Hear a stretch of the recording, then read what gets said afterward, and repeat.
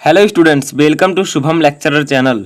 तो स्टूडेंट, इस वीडियो में हम क्लास 12 फिजिक्स एनसीईआरटी के वैद्युत आवेश तथा क्षेत्र चैप्टर के 3 महत्वपूर्ण प्रश्न उत्तर देखेंगे। यानी कि chapter number 1 electric charge and field के 3 इंपॉर्टेंट क्वेश्चन और उनके आंसर देखेंगे, जो कि आपके बोर्ड एग्जाम के लिए मोस्ट इंपॉर्टेंट है। इसका पीडीएफ भी आपको डिस्क्रिप्शन में मिल जाएगा, जाकर आप डाउनलोड कर सकते हैं। उसमें तीनों क्वेश्चन और उसके आंसर भी आपको मिलेगा, साथ ही साथ ये उसमें आपको लिखा हुआ भी मिलेगा। तो आप लोग जाकर वहां से देख सकते हैं, नए नए प्रकार का पीडीएफ मैंने बनाया है। तो देखिए, चलिए आगे बढ़ते हैं। पहले आप लोग इस वीडियो को समझ लीजिए ताकि आपको अच्छे से समझ में आ सके। समझने के बाद आप उसको डाउनलोड कर लीजिए ताकि आप लोग उसको रख सकें और उससे अध्ययन कर सकें। तो देखिए क्या है, सबसे पहला क्वेश्चन हमारा देखिए, ये गॉस के प्रमेय जब आप उसका अनुप्रयोग सिद्ध करेंगे तो इस फार्मूले का उपयोग आपको करना होगा। ठीक है, क्या है क्वेश्चन की आवेश के रेखीय घनत्व को समझाइए। 3 क्वेश्चन हम देखेंगे आंसर के साथ। ठीक है, तो आवेश का रेखीय घनत्व बताइए क्या होता है। तो देखिए क्या है, इसका डेफिनेशन पहले देखेंगे, फिर फार्मूला देखेंगे और चित्र भी हम समझेंगे। तो देखिए, किसी चालक अथवा अचालक पदार्थ की प्रति एकांक लंबाई पर उपस्थित आवेशों को उसका रेखीय घनत्व कहते हैं। यानी कि कोई चालक है, चालक जैसे जिसमें इलेक्ट्रॉन का प्रवाह हो, जिसमें आवेश हो, उसे हम क्या कहते हैं, चालक कहते हैं। जैसे तार हो गया। ठीक है, तार में क्या होता है, करंट का फ्लो होता है, धारा का प्रवाह होता है और इसमें आवेश होते हैं, इलेक्ट्रॉन होते हैं। तो चलिए हम देखते हैं कि कैसे इसका चित्र के साथ इसको कैसे समझेंगे। तो देखिए, एक चालक हम यहाँ पर ले लेते हैं, जैसे ये एक चालक है। ठीक है, आप इसे तार मान लीजिए। अब इस चालक की लंबाई जो है, ये पूरी जो लंबाई है, ये आपकी स्मॉल एल है। ठीक है, अब देखिए क्या है, किसी चालक अथवा चालक पदार्थ की प्रति एकांक लंबाई पर उपस्थित आवेश। ठीक है, इस तार में कितने आवेश हैं, जैसे मान लीजिए धन आवेश इसमें उपस्थित है, तो कितने धन आवेश हैं उसी का जो घनत्व होगा उसी को हम कहेंगे क्या, आवेश का रेखीय घनत्व। यानी कि इस जो रेखीय तार है ये, इसकी एकांक लंबाई में जितने आवेश होंगे उसका घनत्व उतना ही ज्यादा होगा और इसे ही हम कहेंगे रेखीय आवेश घनत्व। ठीक है, तो किसी चालक अथवा अचालक पदार्थ की प्रति एकांक लंबाई पर उपस्थित आवेशों को उसका रेखीय घनत्व कहते हैं। यानी कि किसी भी रेखीय तार में उपस्थित जितने भी आवेश होंगे उसका आवेश का रेखीय घनत्व कहलाएगा। ठीक है, अब देखिए हम यहाँ पर एक चीज और समझ लेते हैं कि जो आवेश का रेखीय घनत्व होता है, ठीक है, इसको हम किससे प्रदर्शित करते हैं, तो इसको हम लोग ठीक है, लैम्डा से। तो देखिए लैम्डा इस प्रकार से बनता है। ठीक है, से प्रदर्शित करते हैं, से प्रदर्शित करते हैं। ठीक है, ये तो बात हुई कि किससे इसे हम डिनोट करते हैं, जैसे द्रव्यमान को यम से, बल को यप से, उसी प्रकार से हम लोग आवेश के रेखीय घनत्व को लैम्डा से डिनोट करते हैं।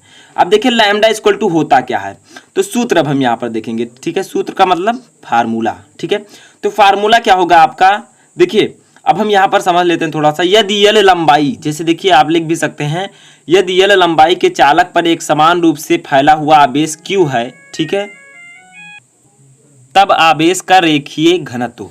तो देखिए सूत्र में क्या होगा, सबसे पहले हम लोग लिखेंगे यहाँ पर लैम्डा। लैम्डा इक्वल टू क्या होगा, आप इसकी परिभाषा और चित्र से आसानी से सूत्र लिख सकते हैं। देखिए Q/L, यानी कि किसी चालक अथवा चालक के एकांक लंबाई पर उपस्थित आवेशों की संख्या जो होगी, आवेश जो होंगे, उसी को हम लोग कहेंगे रेखीय आवेश घनत्व। बहुत ही सिंपल सा फार्मूला है, आप लोग इतना याद रखिएगा कि एक रेखीय तार लेना है जिसकी लंबाई L है, इसमें जितने आवेश होंगे उसी को हम कहेंगे रेखीय आवेश घनत्व। तो देखिए लैम्डा इक्वल टू Q/L, यानी कि एकांक लंबाई में जितने Q होंगे, आवेश होंगे, उसे हम लोग कहेंगे रेखीय आवेश घनत्व। ठीक है, इसका अगर मात्रक देखा जाए तो इसका मात्रक भी हम यहाँ पर लिख देते हैं कूलाम, ठीक है, प्रति meter. Lambda equal to Q/L, coulomb प्रति मीटर। समझ में आया, तो आवेश का रेखीय घनत्व आपको समझ में आ चुका होगा, बहुत ही सिंपल है। ठीक है, तो इस प्रकार से आप लोग इसे समझ सकते हैं। इससे पहले मैंने आपको ये चैप्टर वैद्युत आवेश तथा क्षेत्र ऑलरेडी पढ़ा रखा है, सब कुछ टॉपिक मैंने आपको उसमें बताया है, डेरिवेशन भी करवाया है। तो आप लोग जाकर लिंक प्लेलिस्ट का डिस्क्रिप्शन में मिल जाएगा, तो वहाँ से आप लोग जाकर हर वीडियो को देख सकते हैं, इस पूरे चैप्टर को आसानी से समझ सकते हैं। तो ये था फर्स्ट क्वेश्चन जो कि मैंने आपको बताया। सेकेंड क्वेश्चन है, ये एक छोटा सा न्यूमेरिकल है। जो कि आपको जानना जरूरी है। ठीक है, बहुत ही सिंपल है, आपको पता, बहुत सारे लोगों को पता होगा। तो देखिए क्या है, एक कूलाम में कितने इलेक्ट्रॉन होते हैं। ठीक है, बहुत सारे बच्चे पूछेंगे कि इसमें कोई वैल्यू दी ही नहीं गई है तो इसे निकालेंगे कैसे। बट ये सिंपल है, क्योंकि मैंने आपको एक फार्मूला बताया था। ठीक है, एक फार्मूला, तो यहाँ पर आंसर लिख देते हैं। तो एक फार्मूला मैंने आप लोगों को बताया था कि Q इक्वल टू NE होता है। ठीक है, स्मॉल n इंटू ई। तो देखिए Q है आवेश, N है इलेक्ट्रॉनों की संख्या, E है इलेक्ट्रॉन पर आवेश। ठीक है, तो Q इक्वल टू NE होता है आपका।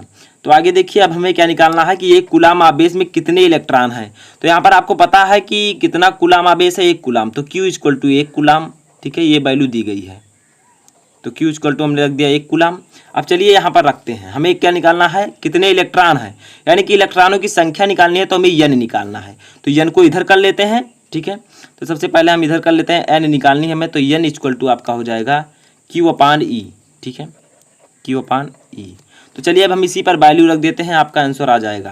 तो देखिए n इक्वल टू आपका हो जाएगा, Q कितना है आवेश, एक कूलाम। इलेक्ट्रॉन पर आवेश आपको पता होगा कि होता है 1.6 गुणे 10 के पावर माइनस 19 कूलाम। ठीक है, 1.6 इंटू 10 के पावर माइनस 19 कूलाम होता है।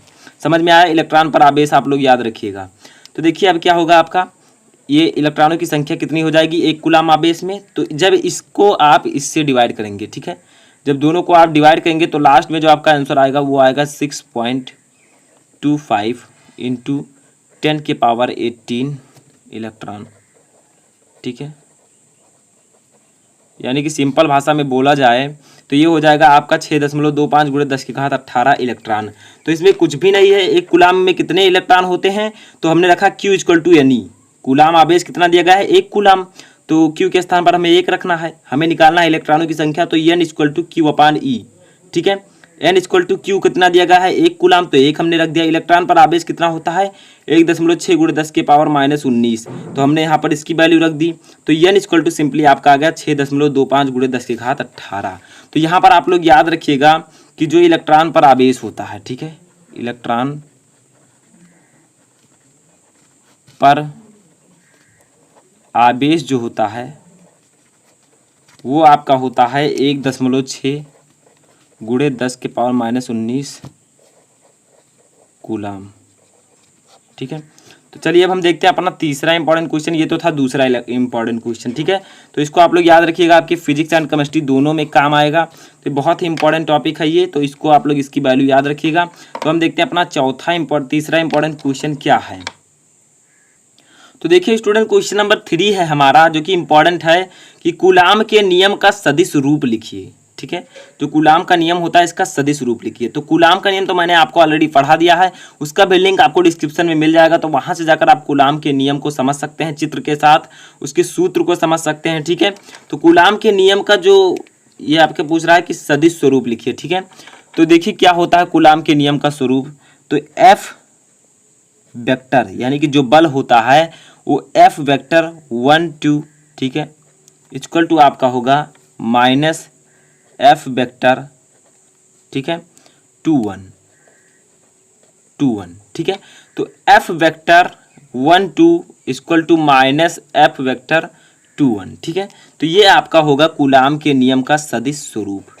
अब यहाँ पर कुछ चीज़ें आपको ध्यान में रखनी है, जैसे यहाँ पर समझना है कि बिंदु आवेश Q1, ठीक है, तो लिख देता हूँ यहाँ पर बिंदु आवेश Q1 पर Q2 के कारण, ठीक है, कार्यरत बल, ये जो है नोट है, ठीक है, सदिश स्वरूप का। तो कार्यरत बल, वैद्युत बल, ठीक है, तो वैद्युत बल आप लोग लिख दीजिएगा, वैद्युत बल बिंदु आवेश Q2 पर Q1 के कारण कार्यरत वैद्युत बल के परिमाण में बराबर। ठीक है, ये आप लोग याद रखिएगा, अभी मैं एक बार बताऊंगा, परिमाण में बराबर तथा दिशा में विपरीत होता है। ठीक है, दिशा में विपरीत होता है।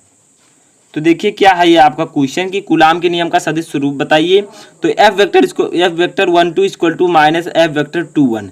देखिए क्या होता है, बिंदु आवेश Q1 पर Q2 के कारण कार्यरत बल जो होता है वैद्युत बल, बिंदु आवेश Q2 पर Q1 के कारण कार्यरत वैद्युत बल के परिमाण में बराबर तथा दिशा में विपरीत होता है। ठीक है, तो ये नोट आप लोग याद रखिएगा, बहुत ही इंपॉर्टेंट है। कूलाम का नियम नहीं देखा तो जाकर देख लीजिएगा। प्लेलिस्ट भी आप लोग इस चैप्टर का देख लीजिएगा जो मैंने पढ़ाया है, और उसके बाद में PDF भी आप लोग डिस्क्रिप्शन में जाकर डाउनलोड कर लीजिएगा। तो ये थे 3 इंपॉर्टेंट क्वेश्चन, आशा करता हूँ आपको पसंद आए होंगे। वीडियो पसंद आया हो तो लाइक कर दीजिए, और किसी भी टॉपिक में क्वेरी है तो आप मुझे कमेंट बॉक्स में बता सकते हैं। तो इस वीडियो में फिलहाल इतना ही। Thank you.